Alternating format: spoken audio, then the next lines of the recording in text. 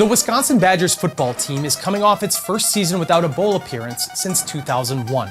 And if they get back into a bowl game this year with a winning record, it might just get Luke Fickell the Big Ten Coach of the Year nod. Because this schedule in 2025 is brutal, one of the toughest in college football. After the first 2 games of the season, the Badgers will face only one team out of 10 that isn't at least receiving votes in the preseason coaches poll. The season begins August 28th at Camp Randall against Miami of Ohio, followed by a September 6th home game against Middle Tennessee. The Badgers will be favored to win both, but it's worth noting that Miami is picked second in the MAC preseason poll. Then comes the roller coaster. September 13th at Alabama, a team ranked 8th in the preseason coaches poll. Ryan Williams is one of the best receivers in the country, and players on the defense like Tim Keenan III and LT Overton are likely to be first-round picks in 2026. Oh, and the Crimson Tide? They'll be angry after going just 9-4 last year, a tough season by their standards. September 20th at home against Maryland. The Badgers will actually be favored here, and it's going to be a heck of a Big Ten opener for Maryland transfer Billy Edwards, now quarterback at UW. October 4th at Michigan, in the Big House, against the number 14 team in the preseason poll. Will the number 1 freshman recruit in the nation, that's Bryce Underwood, be under center for the Wolverines? October 11th versus Iowa. The Hawkeyes have a great offensive line with Logan Jones and Jennings Dunker. They're receiving votes in the preseason poll, and every game with Iowa is usually a war. October 18th versus Ohio State. The reigning national champion